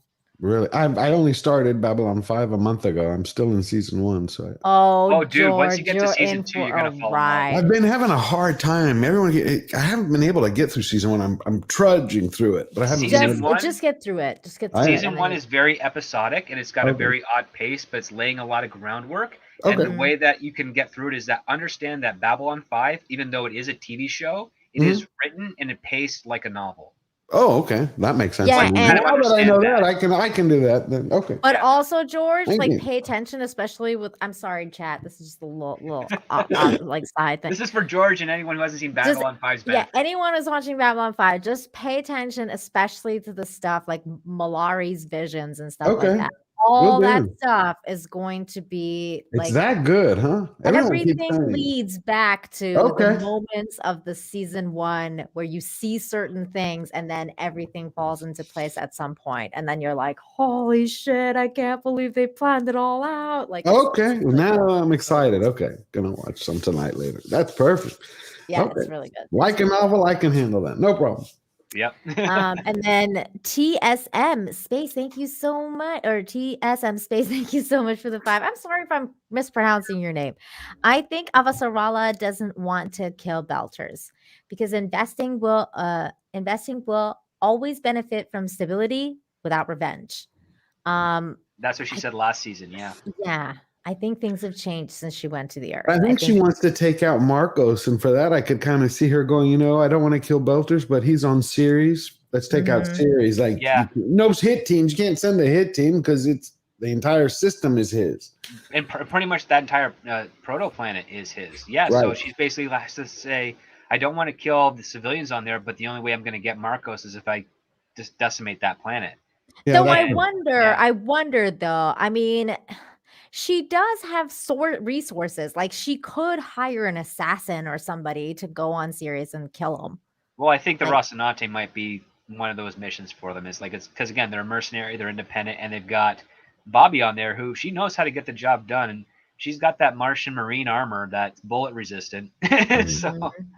So as long as they don't have a rocket launcher or a PDC pointed at her, she's going to be pretty good. I think she is planning something though. But I think what I think though, I think all of her plans is going to basically go to shit because that big thing is going to happen. Yeah. Like they're going to have all these plans and then everything is going to fall apart because the actual thing that we're all waiting for happens and then they're like, we're going to have to all actually work together, including Marcos, which I think that this is going to happen. I think they're going to make it so that he actually has to work with them to, stop the aliens or whatever. So that, I think he's going to try and do something with the aliens. And I don't, but I think that that's what they're going to do. Sorry. Because I don't want to see I don't want to see them work with Marcos after he's annihilated Earth. Like, I don't want to see that either, but I think that's what it's leading to. What do you think, Script? I think if anything happens with the aliens, Marcos is going to try and take advantage of that for the Belters' cause, and as a result, it could lead to his own demise. Oh, that's a good way too. Because he's so obsessed with power, and he's not really. I mean, he definitely knows how to think ahead, but he thinks so narrowly. And he's only got the one type of trick, which is to use meteors as a weapon, because he can't beat Earth with the ships that he has, because his free navy, large. I mean, he only has a handful of really advanced ships, and everything else is just whatever scavenged by the belt. So that's not enough to really have a line of skirmish with Earth and what's left of Mars to defend those worlds, the inners. Right. So if he sees an advantage with regards to any new alien technology that comes through that ring, I think he's going to try and take that for himself, and then it'll end up being lead to his own destruction. because one of the things, and Gary mentioned it on last week's show, but it's one of the things that's kind of true within the series is that nothing is immune to consequence, right? Correct. No action is immune to a consequence. And I think that might end up happening for him, where Marcos's own hubris and desire for, royalty. Pride goeth before the fall. Yeah, pretty much. Yeah, exactly. 200 Watt Studios for 2 says, George, once you get to season 2, you're hooked. I agree. Yeah. Will do. It's going to happen. And so the last thing we see in this episode after Avasarala's speech to that reporter lady is these guys figuring out what Holden and them figured out, that they know. They're like, oh no, they know all of our plans. They know this shit. They know I have a man bun, damn it. They have my picture. They've got those snaps of us. And what's his name? Marcos is basically like, oh, you told me last time that like at some point they're gonna come for us, so they're gonna come for us now. So like, bring it on. Like that's basically that was it, and that was the end of episode 2. It was like he was like, let's go, let's fucking do this. 8 minutes of credits. Yeah. At least at this point, he's with us. He's like, fucking, let's go. No, let's get on. Let's do it. Get on. What do I felt like I feel like I was watching a movie with the credits. I'm like, why don't they spend that time with the show? Like, give a 30-second credit. Produced by, directed by, starring. You already know. 41 minutes. It's 41 minutes of actual episode. We also have the 90 seconds of the opening credits at the same time as well. It's like, why do they waste the opening that credits? time? I mean, I do really like the opening credits, though. I think the opening credits for the Expanse is you need it at the start of the season, but for a show like this on streaming, you don't need to keep doing it. You can like do the cut to, after you do your teaser, you cut to just the Expanse, and then you have your end credits, which should be no more than 2 minutes because it's a television show and you got to whip through those fast. Well, I agree with you, especially for a season that's supposed to be 6, a season finale. That's like a series finale that's supposed to be 6 episodes. Then like you cut that shit short and you fit more episode in, more plot, less bullshit. But okay, so let's give our theories for next episode. George, what do you think's going to happen next episode? I think we're going to get more. I think we're going to wrap up with the drummer stealing Marcus's supplies and then holding them for ransom. I'm hoping, because I don't want to see that go out into 5. I think we're going to then get the some type of resolution with the son, just the way that they're playing it out. At least where it's going to lead to. The rest I can't tell you. Okay. Some people are giving their theories about who will space Marco. We got Naomi. Harry just wants to see him spaced. I guess he doesn't care who does it. I want him to see him disassembled by the protomolecule. Oh, I think he's gonna get spaced too, but I don't think Naomi's gonna do it. I think Drummer's gonna do it because she didn't get the chance to do it that first time, and she has to have something to do in this season. So I think they're gonna just find a way to get Drummer to do it. She's gonna rectify that quote mistake, but also a good decision to keep the belt together at the same time. Like that was exactly. I just feel because she is the leader of the belt now. Like after him, and like who else is it? Nobody. But they're spending so much time on her that I just feel like they either have to resolve her in the next episode or right at the beginning of 5. Mm-hmm. Yeah. No, I think you're right there. Yeah. Otherwise, it's just going to be dragging her out, and it's just not going to be satisfying. I just don't see it. Do you think she's going to live, though? That's the question. Drummer? Yeah. Yes, I think she's going to be the leader of the belt. Like after, basically, like once Marco dies. That'll line up in with the wokeness of it. So now because who else is left? The dude is dead. The black guy's dead. The son. The son. Nobody's gonna follow that guy once. I know. He doesn't know how to lead. I know. I agree. I'm just trying to figure out where they're going. Like what surprise they're gonna throw out there. Lieutenant Pink, maybe. I don't know. Unless Naomi goes back to the Belters and leads the Belters, the only other person that could lead the belt is either Naomi or Drummer. That's the only two. And I think they've been setting it up for Drummer to be the leader. She's she was already captain of the Behemoth. I mean, that was a big job. So she's got the experience and she had the trust at that time until it was slowly taken away from her by Anderson Dawes. I thought he was dead. They say he's dead, but I don't know if did they actually kill him off or is he in hiding? Did we not see the body? Because you know that old thing, when you don't see the body, it's Yeah, if you don't see the body, they're technically not really dead. right. I don't remember that. I Because they thought he was said dead. he was dead, but I don't remember seeing one. I'll go back and look again. Yeah, I'll have to. I don't know. That's weird. Katina Martin, thank you so much for the 2. It says, so Nina can say someone other than 200 watts. But then 200 Watt Studios comes back with $2 saying drummer has to kill Marco to avenge Ashford. That's what I think is going to happen too. Yeah. I think. Because Ashford ended up becoming a really cool character. He is on Foundation. Yeah, he switched shows. That's right. He left for a worse show. Oh, A I haven't much seen worse, it. apparently. I heard it's really bad. Isn't that the book? Yeah, the Asimov because book. Well, the here it is. book You've was got good when I Dave- read in high school. You have David S. Goyer trying to adapt Isaac Asimov. Okay, that's all you had to say. Yeah, that's I mean, not just good. throwing that out there. And who's producing? Is this Apple or HBO? Apple Plus TV is doing it. Oh yeah. wow, okay, I can see I where. mean, that's the right place to do it because they got the money to do it well. But they basically got a guy who's not very good at writing. Yeah. Eric K is hilarious. He sent us a Peaches. Oh. Thank you so much, Eric. I really like Peaches this season. I despised her. That's a great actress who can get me to go back and forth. Really? You despised her? Like last season, you despised her. You didn't like her at all? I was like, just like that. Fuck her. You know, she Oh was my there. God, Yeah, that's hilarious. That's funny. That's how I feel about Philip. I'm I like, was like, there's no forgiveness. You know? That's how I feel about Philip. I'm like, I can't deal with this emo, like 5-year-old, like no.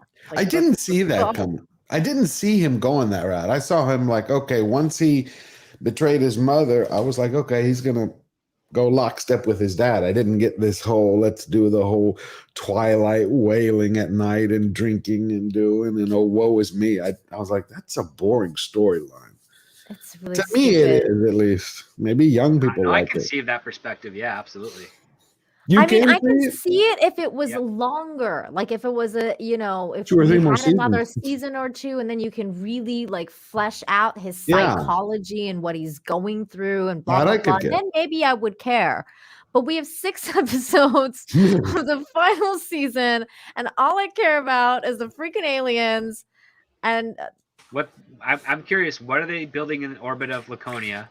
Yes. What other secrets are on that planet, and how does it relate to what's going on in the Sol system with Earth and Mars and Bell? I'm very curious about all that stuff, Script Doctor. So obviously, the other thing is that we're going to see where that Little girl?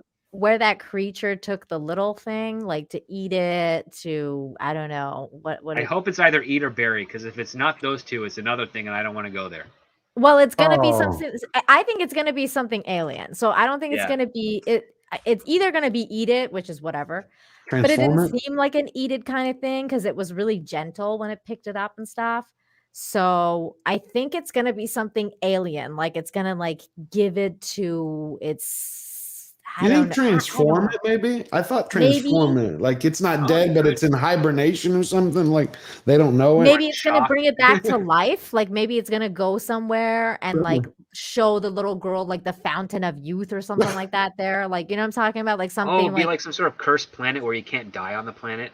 Like even if you get killed, Ooh. you regenerate. Kind of like the episode of Deep Space Nine had that, where kind of Oh. yeah, but like you can something die, that but they, you stay they find alive. something there, or like maybe it's like alien tech, or and some then- sort of biogel that keeps it's in the soil. So even though they're growing food, they're subtly eating it, and it's messing with Changing their them? life. Yeah, change It them in ways they can't lives. identify. Yeah, I don't know. But I think we're gonna see another 10 minutes of the alien, which Yeah. is really fucking annoying. Can we just get Obviously, the it's a whole puzzle episode? piece. Yeah. I agree with you. I agree with you completely, Dina. It's a puzzle piece. I know. I can't wait. I get it. I'm so nervous, you guys. I don't know if this is gonna be a good ending. Oh no, space zombies. No, they already did space zombies. Yep. That was in Yeah, that was in season one. 2 or 3, whatever that was. Season 1. Is that Well, what it was? Eros was season 2. Or So season Space 3. Zombies. I thought it was season 3. Okay. Yeah, it was season 3. Well, end of season Season 3 2 was and animated during too, season right? 3. Yeah. Okay, Mhm. yeah, it's all a blur to me now. Yeah, Personally, I they wish did we this- got Tom Jane back. I love his character. Yeah, he lost a lot of weight for that character too, because he used to be a big hulky guy, Yeah. and then they slimmed him down. And I'm watching it, and I'm just reminded, like, remember the show 21 Jump Street? He could be a good Jenko if they ever like brought that show back. Yeah. 'Cause he looks. Wait, he's who are you acting guys just like talking Jenko. about? Tom Jane in the first 3 He's Miller. seasons. Miller. Oh The my god, I detective. love The detective Miller, with the the detective. mohawk. Yeah, Yeah. him. Yeah, I love him. That was my favorite character. Actually, that was one of the things that we were talking about with my husband, like after we watched this episode, and I was like, just like dying because of Philip. And we were just talking about it, and he was like, like they've basically gotten rid of all the characters I liked and cared about. Right. They got rid of Alex. They got rid of Alex. They got rid of the detective. The reason we started watching the show was because of the detective and the detective storyline of like basically this kind of like detective Finding Julie, cyberpunk yeah. in space looking for a murder mystery, like blah blah blah. So there was that. There was Alex. There was even what was that guy's the black guy that ran the Oh, the Red the- Psycho Station. Yeah. Psycho Station. That guy's dead. And even the old guy, Ashford. Like, Ashford. Ashford's gone. yeah. You know who's so, still alive? The father, Amos's best friend in the whole wide world. I can't remember his name, but he did all the plants in the Rocinante. Oh, to yes. protect the air. Yeah, he's still alive with his daughter. I hope the daughter's okay because the doctor that I gave her don't injections know. is dead. Yeah, he was a great character in the Fred Johnson. beginning. Thank you, HM. Thank Yeah, you. Fred Yeah, Johnson. that's it. Yeah, the, But the most so- normal name out of the entire series. and I totally forgot it. It's so weird. Yeah, but but like they're all dead. Like those were basically like all of our favorite characters, and they're all dead. And I'm like, okay, so like now, I mean, Now the only what? other people we like is like Amos and like, we don't really care about Naomi. We don't really care about Holden. Like we're like, Holden's all right. Like, like it's just like he's Holden's okay. holding on, really. He's holding on. Holden's holding on. Okay. So any predictions about who's going to die by the end of the series from the main crew, Rocinante? I think Peaches. I don't think anyone's gonna die. Yeah, I hope Maybe they Peaches. don't. I think this should be the season where no one from the crew dies. I think maybe Peaches is gonna die. Yeah. To Because that's complete the that only redemption, expendable one. the redemption arc to complete it. Yep. I think Yeah. she might have the redemption arc. I got the sense there's a little bit of flirtation between Bobby and Amos when Bobby called him tiny. Yeah. I'm like, they're the same height. Yeah. Jane would kill you because she wanted Alex and Bobby to be shipped together. Well, I mean, Alex is gone, so And now he's they gone. could have been Now shipped he's together. dead. That would have been a good relationship between the two. We were shipping them. We were shipping them last year, and then he died. Well, because they were both Martians and they both had so many similarities, both military, one They former. hung out. They had like this relationship, and he freaked out at her, and then she was like, "I'm sorry," and it was like this whole thing. And then all of a sudden, it's like, "Oh, you did. Bye bye." So yeah, that's what I think is we're gonna see that a little bit more of that. We're gonna see, obviously. I think the war is gonna start next episode. It has to. It has to be like a frontline war, yeah. Yeah, because now like Marcos was like, bring it on, and they have the stuff. So really, what is there left? So I think. Well, I think maybe Avasarella will launch one meteor at like a specific target to say that she's in control of this new system. That's been She wants to give society a win. Remember from the end of the first episode, something big to rally hope. So she has to do something big. Harry Lime says Amos will die saving someone. That could be a possibility too. If they want to give Amos a redemption arc, he could die to save Peaches.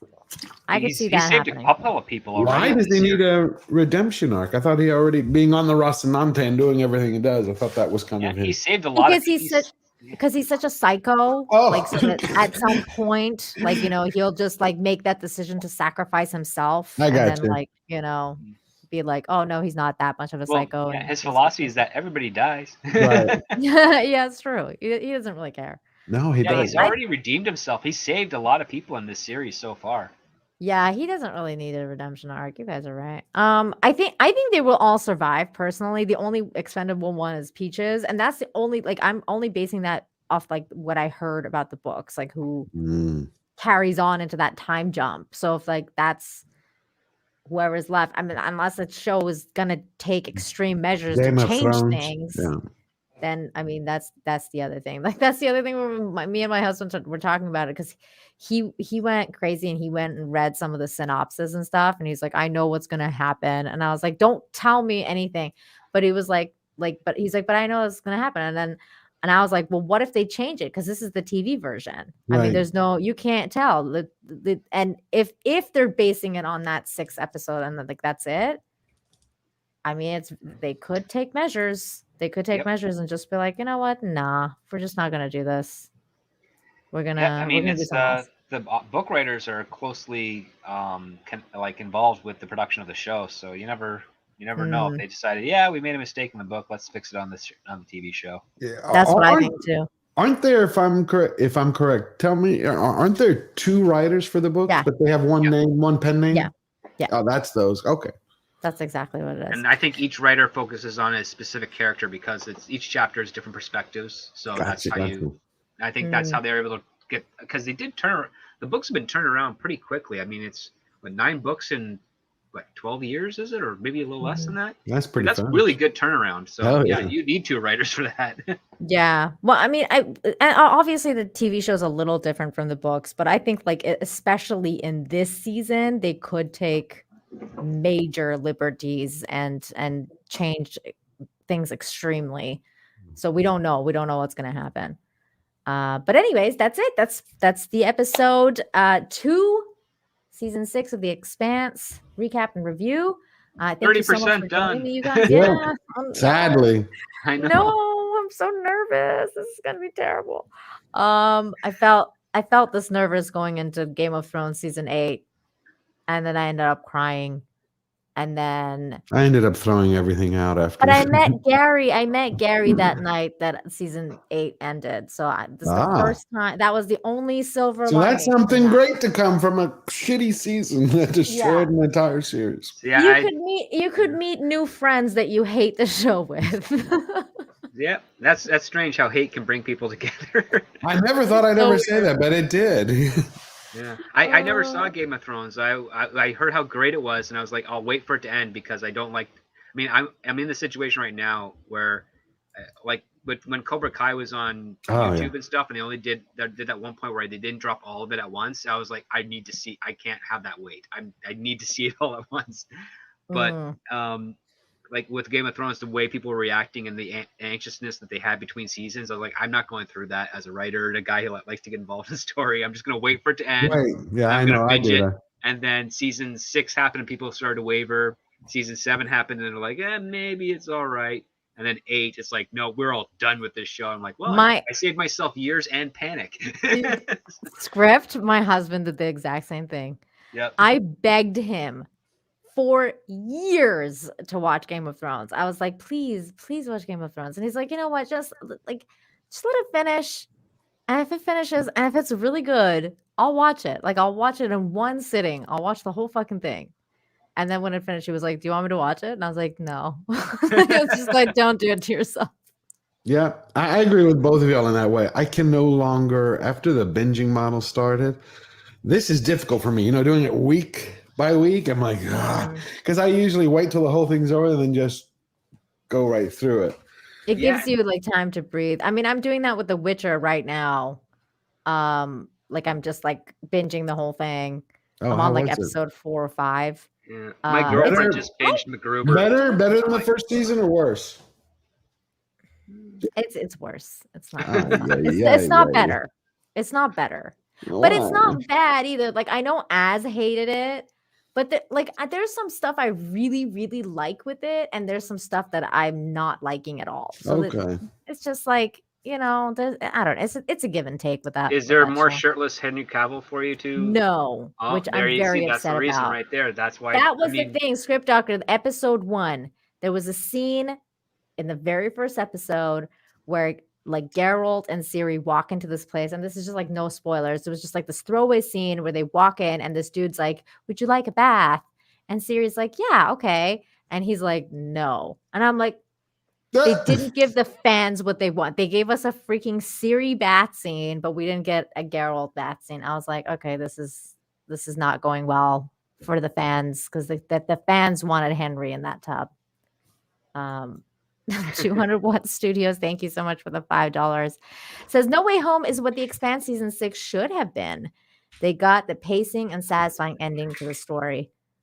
I really agree with you on the No Way Home, because No Way Home not only did they fix like everything, they fixed everything that was wrong with the first 2 movies. Oh Which yeah. is never done. Like, I don't think that's ever been done for me. Like in any movie where a third movie fixes the first two's major issues, like that I've had with characters and They certain feed. things have gone down. Oh, I even mean, one of the technically, actors. Revenge of the Sith kind of did that. Oh, Kind of. I Just a mean, that's little bit. This little this bit. one way more. This one just This one, way more. I would say well, this one got the character on the track that's more in line to how he is in the comic books. I But agree. I still, I mean, I enjoy the film, but at the same time, I'm like, it's on par with the other two in regards to quality and execution and what they're trying to do with it. They're slowly divorcing Spider-Man away from like the MCU type of stuff and Mhm. trying to get him a bit more on the Sony side of things, which I think is a double-edged sword because Really? yes, because even though Spider-Man has some dark moments, there's a levity to the character that makes it really easy to kind of gravitate towards. And we haven't really gotten that. We didn't get that much in The Amazing Spider-Man from Alex Kurtzman because he doesn't know how to do that. We got it great for the first 2 Spider-Man movies with Raimi, but the third one kind of went off the rails because that's when Sony started to get their teeth involved into the series. And then we got The Amazing Spider-Man as a result after that. But then the MCU comes in and we get a lighthearted, fun, bantery Peter Parker who, yeah, he's still a teenager because that's when he gets his powers. Right. But they're not really growing him at the right pace. And like they're kind of just giving him like one simple lesson for that first movie and then another lesson in the second movie. But this one, they give him like a far deeper lesson, one that's actually going to have an impact.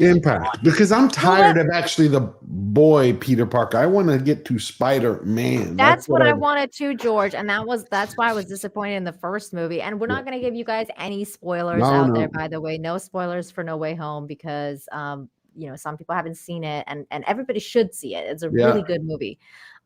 So, but like, there's just certain things that happen in the second one where I thought, like, after Iron Man's death, that he was going to grow up, like after Endgame and being in a galactic war, that he was going to grow up and he was going to be Spider-Man now. And then that was the death that he experiences that, makes him into a man. But well, that that's wasn't something it. to kind of, I don't know how many, I mean, I picked this up, I think just because of my writing background a bit more, but I do know a lot of other comic book fans that picked this up too, is that Peter Parker is a character that's pretty much for the majority of his run throughout his inception in the comic book character all the way up to the mid-90s has been in a form of arrested development. Like he still acts kind of like a teenager, even though he has the age of an adult. Right. I mean, here's the one thing, like in the comic book issue where Mary Jane tells Peter that she's pregnant, he jumps up and screams woohoo, and then he picks her up violently and swings her around. It's like, well, he always makes those kind of mistakes. He has that emotion, like I said. He's completely like he's a book nerd, but he doesn't really understand what it means to be like an adult, and that's kind of like the biggest holdback from Spider-Man. It's why I like reading the adventure start, but when they get into the social aspect of his character and all the weird personal problems he has, is like he's never learning his lessons. Like, stop making promises you can't keep. Be like, I'm the guy I have responsibilities. I have to take care of my sick old aunt. I have to pay for school. I can't go to MJ's runway model show all the time, but I'll buy a ticket and I'll try and show up. And if the Green Goblin happens to be outside, I have to stop him, and you don't need to know that because like there are more important things. And what's weird is that like I have friends who are cops and whatnot, and they have relationships, and they say, listen, I'm going to be stressed out and I'm going to need to be alone. But the reason I'm not able to tell you that is because it's most likely to do with an ongoing investigation. And the last thing I need is to compromise that and compromise you. And I've never seen any of their relationships or spouses ever have an issue with that. They're like, yep, I get it. Okay. But in Spider-Man's comics, it's like Mary Jane or Gwen Stacy or Felicia is like, you don't trust me. You don't do this. Right. Like, it's always that. Get your head out of your butt, girl. Like, come on. Like, even when they knew he's Spider-Man, they still complain give about him that shit. They give him hell. I don't know. It's like, yeah, you're dragging a dead horse right now at this point. Like, give me something new. And yeah, but like, because the Clone Saga was a whole mess where they did all that stuff. But yeah, but that's my issue with Spider-Man, which is why I'm liking the new direction that they're going. I really, really want to see another attempt at a live action TV series. I'm fine with Tom Holland doing it and put it on Disney Plus, hour-long Is there episodes. going to be one? No, there's not. Oh, Not that I know okay. of. You But know what I I would think like that's to better for see? the character. Yeah. You know what I would like to see if that happened? And this is without spoiling anything. I don't know how I would say it. There's a character in here that I absolutely hated when his movies were out. And I did a disservice to him because when I saw him in this, I was like, he can act. He was literally just served bad by a bad movie. And I'd love to see him again. And I know who you're talking about. I know who Okay. you're talking about, and I They had agree a with you. great cast, but again, that's an Alex Kurtzman production, so to speak, and Why do they? That guy shouldn't he be has a lot of making friends. movies. he has a lot of Never. friends. And friends, remember, even though it is show business, not show friends, it's really show friends. Oh, okay. Like, I mean, there's people that'll cut their friends off despite their face to save their own job, which is the nature of the game. But at the same time, you just look close enough, you'll see a lot of relationships are based on friendships, Okay. and jobs are based on friendships and not really the merit. And that's kind of why you have that phrase in Hollywood: "Give me something that's the same but different." Oh, Because okay. God forbid they set a trend and do what made Hollywood to begin with in the first place, which is bring something along that people haven't seen before, that Right. brings people together and builds up your company so that you can make take More. more risks and fun stories. Yeah. I just love the person. Yeah, it's just amazing. 200 Watt Studios for $5. How about what? How about How about every have character? every character? Yeah, Okay, I sorry, get it it. was too. How about how? How about how every character had emotion and stakes and heroism and growth? Loved it. Yeah. Everything I could have asked for. Same here. Yep. I honestly was speechless. 200 Watt Studios. When I walked out of the theater, I was enthralled, and I was screaming. I was one of those weirdos in the theater that's clapping and shit. And like my husband's like, I don't know her. Like Yeah. I was the only one wearing a Spider-Man shirt in my theater. I was hoping somebody else was wearing a Spider-Man outfit that I could take pictures with, but I was the biggest fan there, and everyone knew it. They were like, this fucking girl right here. But yeah, you I dressed up as just Black loved it. Cat, so you're totally a Spider-Man fan. I'm a huge Spider-Man fan. It's just I've been like obsessed with Spider-Man. Like, what's weird is like, how everyone like people kind of felt that like weird emotional thing with like the Luke Skywalker return or whatever. Hell yeah. I had that moment in the theater with this because like I was like crying and stuff because I was like, it's finally Spider-Man. He's grown up into a man now. And I was just like, I was just like so emotional because I get had it. that thing with Spider-Man where like, I grew up watching the 90s animated series and like I would run home to make it to like, to the time that it was on, and then they Fox changed Kids the Hour. time. Yeah. Yeah, and then they changed the time to, like in the YTV thing, so they made it like noon. So I had to like I had to record it on my VCR so that I can come home and watch it after school. So like there's just like certain things that you do for your favorite shows, and like Oh yeah. I love that show so much that it was just like, I mean, I just love Spider-Man. I've loved Spider-Man for so long, and I feel like it had not gotten its Proper due. exactly. It really hasn't. Yeah, I mean, I enjoyed the Until now. 90s cartoon show. Yeah. I recently watched it like a few years ago. It doesn't hold up too well.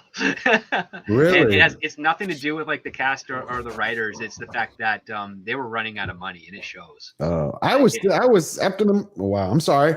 No, keep going. You're fine. After the movie, I was walking to the car and I started humming. I don't know if y'all remember, maybe, or if you've seen it. The 80s animated Spider-Man series was like Spider-Man.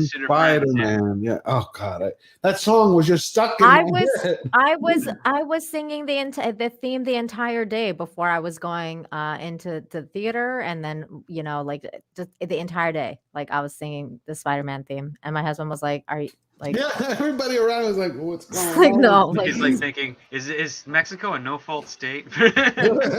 like we need to no. Like, dude, and it was stop. packed. The theater was packed. There was only So one packed. seat that wasn't sold out. That's the one next to me because I always buy two. If I go alone, I'm like, I don't want. I'm like, no, that's mine. That's for the popcorn. That's for my food. Yeah. Well, we've gotten really off track here now, so we're gonna kind of wrap it up here. So thank you again for joining me tonight. We will be back next week, next Sunday. We will be back to talk about episode 3. Oh my God, I really hope something good happens. We will be back to talk about episode 3. George, do you got anything going on? You want to plug anything? No, just go to Georgia Giant Slayer. Like I said, I have the J.K. Rowling video up, and Tuesday will be my review with spoilers of Spider-Man No Way Home. And there you go.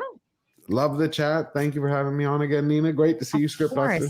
Oh, hopefully yeah, we'll see you next Sunday, George. Absolutely. Script Doctor, what do you got going on? Well, I only have I got work for the next week, and then I'm gonna have some time off, and I'll be working on finishing up my Mandalorian season 2 review. It's gonna be a long one, I think. Might be a little contentious, but that's okay. But yeah, that's going to be dropping sometime after the Christmas weekend. I'm not 100% sure. The editing is taking a little longer than I planned, but you can find that on my YouTube channel at youtube.com/scriptdoctor. So feel free to check that out, and if you enjoy, hit that subscribe button. There you go. And both of these lovely gentlemen's links is in the description. Thank you so much, you guys. 200 Watt Studios for another generous $5. Thank you so much, 200 Watt Studios says. And that one character was encouraging to the other character, just like he was in his own films. I'm a grown man and I teared up many times, smiled. Oh my God. Yep.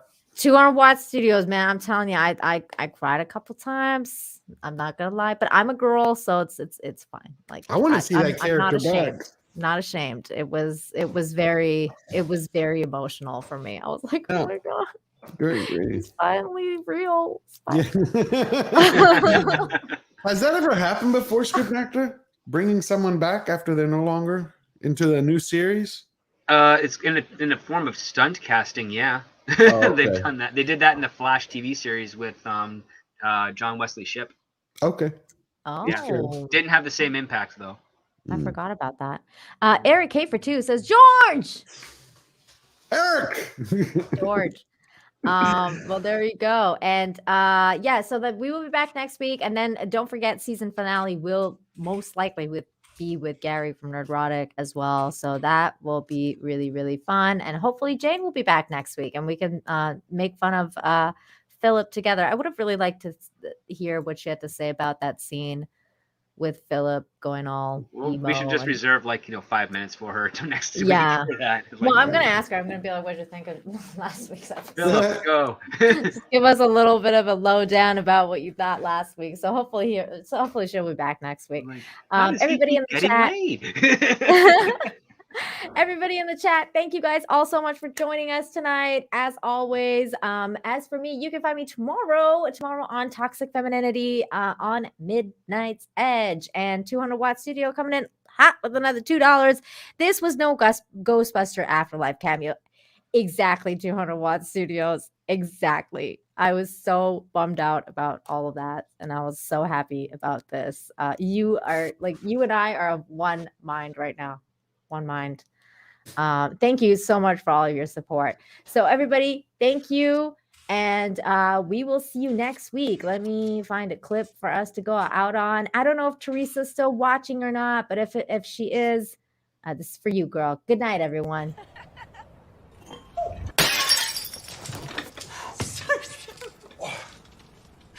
I'm so sorry. I'll survive. I don't doubt it. You're an excellent specimen. I thought you were empty. I just moved in.